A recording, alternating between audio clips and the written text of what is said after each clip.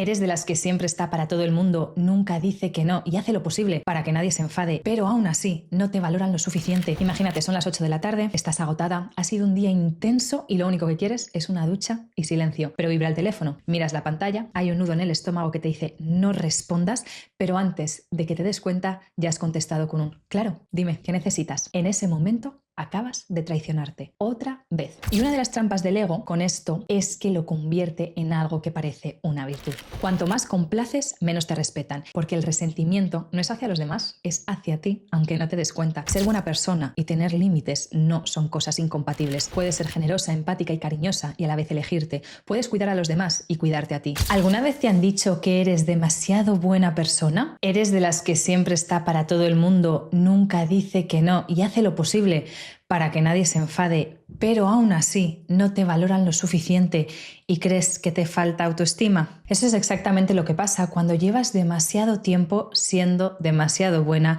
a un precio demasiado alto. Hoy vamos a hablar de por qué ser demasiado buena, entre comillas, puede implicar falta de límites y necesidad de aprobación, y cómo se convierte en una de las cosas que más daño le hace a tu autoestima. Pero sobre todo vamos a ver cómo salir de ahí. Soy María de Mondo, coach especializada en ego y amor propio y autora de los libros Yo Ego y La opinión de los demás está de más. Y en este espacio, en este canal, hablamos de todo aquello que nos hace vivir en paz. Así que si te interesa entender mejor tu mente, tus emociones y tus relaciones, este es tu lugar. En el episodio de hoy vamos a ver 5 cosas. ¿Qué tiene que ver ser complaciente con tener una autoestima baja? ¿De dónde viene este patrón y por qué no es un rasgo de personalidad ni implica tampoco ser buena persona? El coste real que tiene en tu vida, en tu cuerpo, en tus relaciones, la paradoja que nadie cuenta sobre que cuanto más complaces, menos te respetan, y cómo empezar a salir de ahí con un ejercicio muy concreto que te voy a contar al final. Así que quédate para que puedas empezar a cambiar y aplicarlo hoy. ¿Pero a qué me refiero exactamente con ser demasiado complaciente? Imagínate, son las 8 de la tarde, estás agotada, ha sido un día intenso y lo único que quieres es una ducha y silencio. Pero vibra el teléfono. Es esa amiga que siempre tiene un drama. O ese compañero que siempre necesita un favorcito de solo 5 minutos. Miras la pantalla, hay un nudo en el estómago que te dice no respondas, pero antes de que te des cuenta ya has contestado con un claro, dime, ¿qué necesitas? En ese momento acabas de traicionarte otra vez. O alguien te propone un plan que no te apetece nada y dices que sí porque no quieres quedar mal, no quieres tener que justificarte, porque te parece mucho más fácil adaptarte que aguantar ese pequeño incómodo de decir no me apetece, porque crees que hay que hacer esfuerzos. O estás en una conversación y alguien dice algo con lo que no estás nada de acuerdo, pero te callas, vienes a saber qué dicen los demás antes de abrir la boca. Y si el ambiente va en una dirección, tú te adaptas. Y todo esto no te pasa de forma puntual, es una forma de relacionarte bastante común. Visto desde fuera, parece que eres una persona fácil, empática, generosa, pero por dentro estás cansada, saturada y con una sensación de desconexión contigo misma que no sabes muy bien de dónde viene. Dime en comentarios si te ha pasado, si sientes que es lo que estás viviendo, porque yo me he identificado siempre con una de estas características. Yo siempre decía que sí a cualquier plan que me proponían, o si no, me inventaba cualquier excusa súper elaborada para no ir. Así que muchas veces me encontraba en sitios con gente que me daba exactamente igual, con un sueño o un cansancio brutal e intentando disimilar con una sonrisa y una conversación que me estaba apeteciendo estar ahí. Creía que había que hacer un esfuerzo, creía que esto se hace por los amigos y claro, poco a poco me iba sintiendo más incómoda conmigo misma, pero también con los demás. O esa sensación de que cuando se cancelaba un plan te ponías contenta, sentías un alivio, lo que claramente indica que no te apetecía nada ese plan, no te apetecía nada salir de tu casa o quedar con esa gente. Entonces yo todo el rato me estaba traicionando a mí. Ahora no hago planes más allá de las 6 de la tarde. No tengo en mi entorno gente con la que no quiero estar y digo que no si no me apetece, sin tener que elaborar una excusa o justificarme demasiado. ¿Y por qué hacemos esto? ¿Por qué somos complacientes? ¿Dónde está el origen? Para entender por qué hacemos esto hay que ir un poquito más atrás, como siempre. Porque complacer en su raíz no es una debilidad ni es un rasgo de personalidad, es una respuesta aprendida que en su momento tuvo todo el sentido del mundo. Mira qué interesante esto. En psicología, cuando hablamos de respuestas al estrés o al peligro, normalmente hablamos de tres: lucha, huida o paralizarse. Pero hay una cuarta que el psicoterapeuta Pete Walker nombró en su libro sobre trauma complejo y que se llama fawning. No sé si lo he dicho bien. Y es una respuesta de supervivencia que aparece cuando una persona ha aprendido que para sentirse segura necesita agradar, adaptarse o cuidar emocionalmente a los demás. Si consigo que el otro esté bien conmigo, no me hará daño, no me rechazará o no me abandonará. Normalmente va unido a una dificultad para poner límites, a miedo al conflicto, a la necesidad constante de agradar, a sentirte responsable de las emociones ajenas, a decir que sí cuando en realidad quieres decir que no, o a adaptarte demasiado a la personalidad de los demás. También podemos ver hipervigilancia emocional, culpa cuando priorizan sus necesidades. Dime si te has identificado con cualquiera de estos en los comentarios. Y muchas personas con fawning crecieron en entornos donde había críticas, enfado o rechazo impredecible, donde el amor dependía de portarse bien, donde tenían que cuidar emocionalmente a adultos o cuando expresar sus necesidades normalmente implicaba un conflicto. Aprendieron que ocupar poco, que no hacer ruido les mantenía seguros. Por lo tanto, no es algo que decidiste tú, fue una adaptación brillante de tu ego que esperaba sobrevivir emocionalmente con los recursos que tenía en ese momento. El problema es que esa adaptación que aprendiste en la infancia se quedó ahí y de adulta sigues usando esa misma estrategia en contextos donde ya no hay ninguna amenaza real. Tu jefe te pide algo que no puedes asumir y tu cuerpo reacciona como si fuera una cuestión de vida o muerte. O a lo mejor tu amiga se enfada contigo y entras en modo alerta. O quizá un desconocido te hace un comentario crítico en redes, un hater, y lo vives como si fuera el fin del mundo. El ego es esa identidad que construiste para vivir, sobrevivir y relacionarte con el mundo y con los demás. Y cuando el ego aprendió que su seguridad depende de la aprobación de los demás, se convierte en un radar de desaprobación constante, siempre leyendo el ambiente, intentando no meter la pata, causar buena impresión, ser validado y reconocido por todo el mundo, y eso es agotador, pero lo peor es algo que hemos visto muchas veces y es uno de mis mantras favoritos. No eres tan importante. La gente no te está analizando, la gente no te está cuestionando, la gente no está pensando en mí. Todo el mundo está demasiado ocupado pensando en su propia vida, en sus propios problemas, en sus propios miedos, en sus propias inseguridades y sin embargo vivimos como si todo girara a nuestro alrededor, porque nuestro ego es egocéntrico. Entonces ahí te encuentras tú intentando agradar a todo el mundo, intentando complacer, midiendo cada palabra, cada gesto, qué es lo que puedes hacer mejor, cómo puedes evitar el conflicto, mientras te vas perdiendo a ti y cada uno sigue a su rollo. Y una de las trampas del ego con esto es que lo convierte en algo que parece una virtud. Es que me importa cómo se sienten los demás, es que soy muy empática, es que soy muy sensible, es que me gusta ayudar. Y sí, todo eso puede ser verdad, pero cuando el motor de fondo para todo lo que haces es el miedo a no ser aceptada, eso ya no es generosidad. Es miedo disfrazado de bondad. Y no es casualidad que las personas más complacientes normalmente sufran mayor ansiedad, más síntomas depresivos y mayor agotamiento emocional. Y no es porque sean débiles, sino porque mantener ese nivel de alerta permanente, de ajuste constante, de supresión de las propias necesidades es frustrante y terriblemente cansado.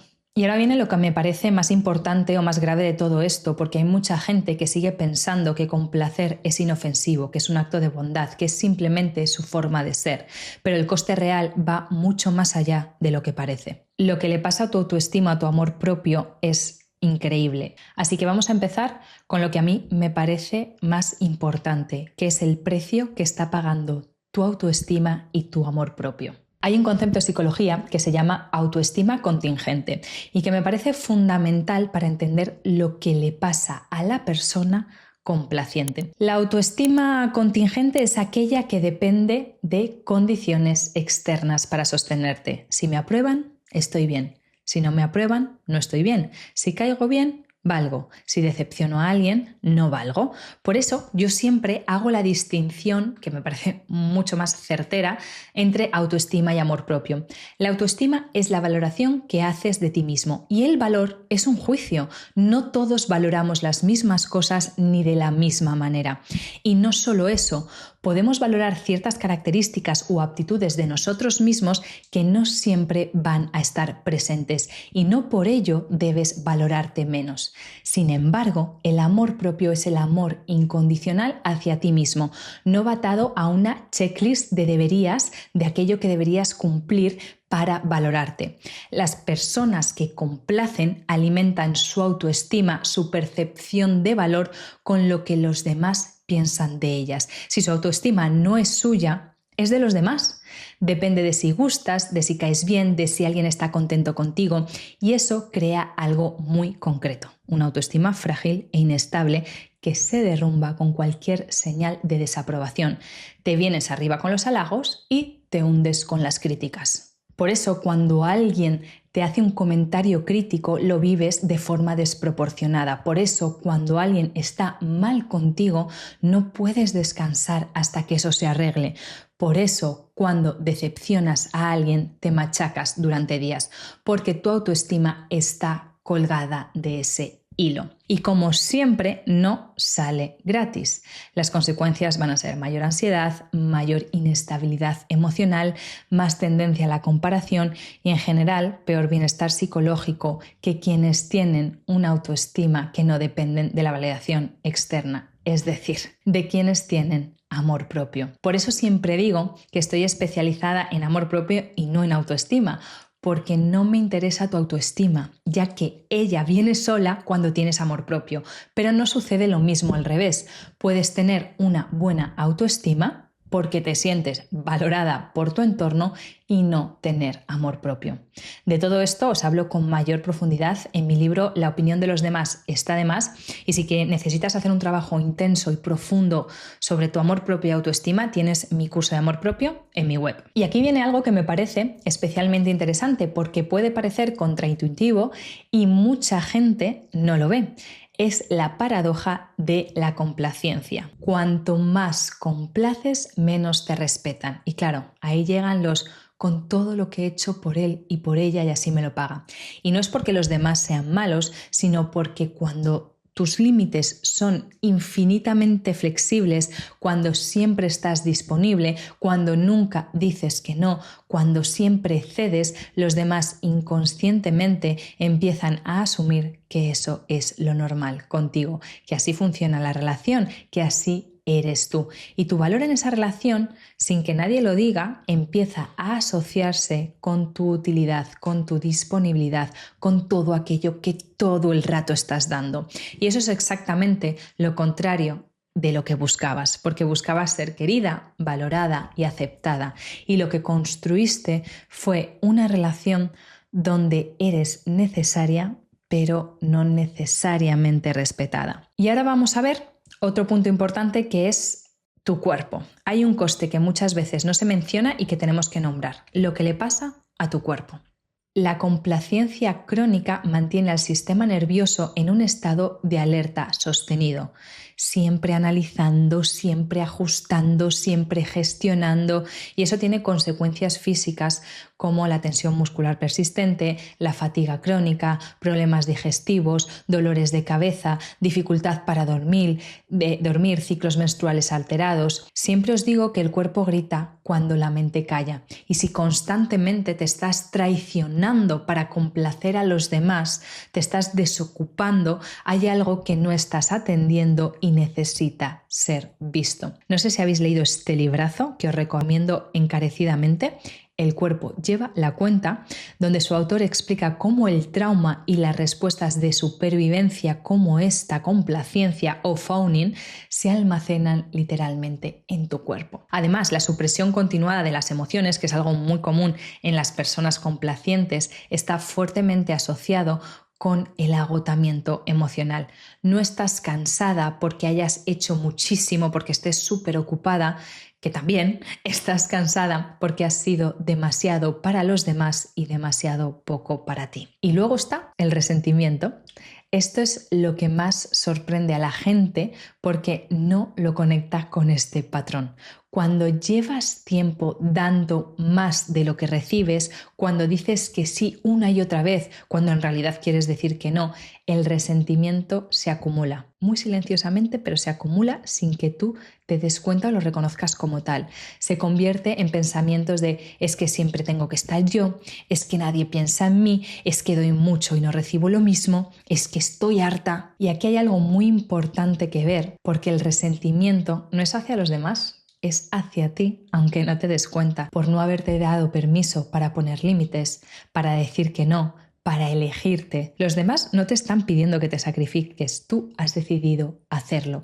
Y eso es lo que cambia todo. Dime si te ha pasado alguna vez que al final acabas enfadada, decepcionada, pero en el fondo de tu corazón el enfado es contigo. Ahora quiero que tengamos un momento de honestidad, que es donde está siempre la clave de todo. Complacer en el fondo es buscar fuera algo que solo puede construirse dentro. La persona complaciente busca en la aprobación de los demás el amor y la validación que no se está dando a sí misma. Cada vez que alguien está bien contigo, cada vez que evitas un conflicto y la tensión desaparece, hay un alivio. Ya está, ya estoy bien, pero ese alivio dura lo que dura y enseguida vuelves a necesitar más. Y lo que quiero que te lleves especialmente es que el amor propio no es quererte cuando todo va bien o cuando todo el mundo te quiere. Es saber que vales independientemente de si gustas, de si caes bien, de si alguien está enfadado contigo o de si te aprueban los demás. Es no necesitar el sí de todo el mundo para saber que eres suficiente tal y como eres. Y eso no se construye complaciendo a los demás, se construye aprendiendo a decir que no, a ser fiel a ti, a tener una opinión aunque no sea la más popular, a decepcionar a alguien sin que eso te destruya por dentro. Porque cada vez que lo haces le estás diciendo a tu ego, el rechazo no es peligroso, puedo con esto, soy suficiente aunque no guste a todo el mundo. Y ahora viene lo que os prometí al principio, que es el ejercicio. Y me gusta dejarlo aquí en el final porque quiero que lo tengas fresco cuando acabe el episodio después de haber integrado toda esta información. Antes te voy a dar 3 pasos para empezar a salir del patrón y luego hacemos el resumen de este ejercicio. El primer paso es observar sin juzgarte. Es el más sencillo y el más importante.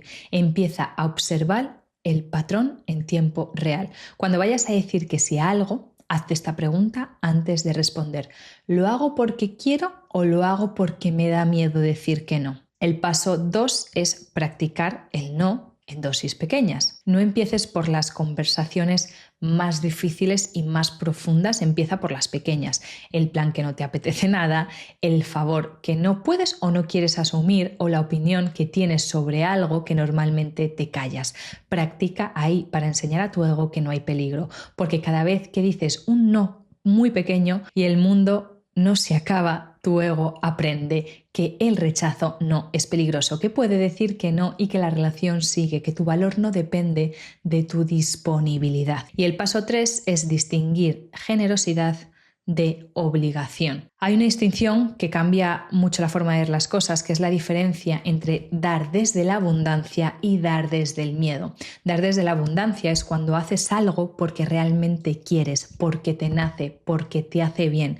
Y dar desde el miedo es cuando lo haces para evitar algo, para que no se enfaden, para que no te rechacen, para que no se decepcionen. Así que el ejercicio es este. Durante los próximos días observa en qué momentos dices que sí cuando en realidad quieres decir que no. Pueden ser cosas pequeñas como contestar una llamada, aceptar un plan, hacer algo por compromiso. Y cuando lo detectes, en lugar de actuar en automático, párate un momento y pregúntate, ¿qué es lo que me da miedo si no lo hago? Y no vale contestar algo simple como es que me da cosa, me da vergüenza, concreta. ¿Es miedo a que se enfaden, a que te juzguen, a que cambie la relación o a sentirte tú incómoda? Y luego elige una situación en la que normalmente actuarías como siempre, pero hazlo diferente. Insisto, algo pequeño pero muy consciente. No tienes que decir que no a todo, con que practiques con una sola cosa ya va a hacer efecto para ver que no hay ningún peligro. Observa si el mundo se acaba, observa cómo te sientes y sobre todo observa si la relación sigue ahí. Porque muchas veces lo que descubres es que la otra persona lo acepta mucho mejor de lo que esperabas y que la catástrofe que tu mente construía no existía. Y muchas veces acabas dándote cuenta que esa relación se sostenía por tu falta de límites y que en el momento en el que expresas cómo piensas, cómo te sientes, lo que necesitas, a esa persona ya no le interesas. Y eso también es un gran regalo para que empieces a filtrar quién merece formar parte de tu entorno y quién no. Si hay algo que me gustaría que te llevaras de este episodio es que ser buena persona y tener límites no son cosas incompatibles. Puedes ser generosa, empática y cariñosa y a la vez elegirte. Puedes cuidar a los demás y cuidarte a ti. Puedes estar para la gente que quieres y también estar para ti. El amor propio no se construye siendo más o mejor para los demás, se construye siendo honesta contigo misma, diciéndote la verdad, eligiéndote aunque incomode a los demás, porque cada vez que lo haces le mandas un mensaje a esa parte de ti que lleva años esperando. Y si quieres profundizar, te recomiendo mi libro La opinión de los demás está de más, donde dedico un capítulo a las personas complacientes y te enseño a liberarte del qué dirán para ser fiel a ti misma y recuperar tu paz y autenticidad. Te dejo abajo el enlace y si estás en LATAM puedes encontrarlo también en Mercado Libre y en el resto del mundo en Amazon. Y si este vídeo te ha ayudado a poner, aunque sea un solo límite, a ver algo que antes no veías, dale a me gusta para que así YouTube se lo muestre a más personas que lo necesiten. Porque cuantos más likes tenga, más lo va a enseñar y a mí me ayuda un montón. Nos vemos en el próximo episodio y recuerda que el éxito en la vida es estar en paz y para ello necesitas una buena dosis de amor propio y mantener el ego a raya.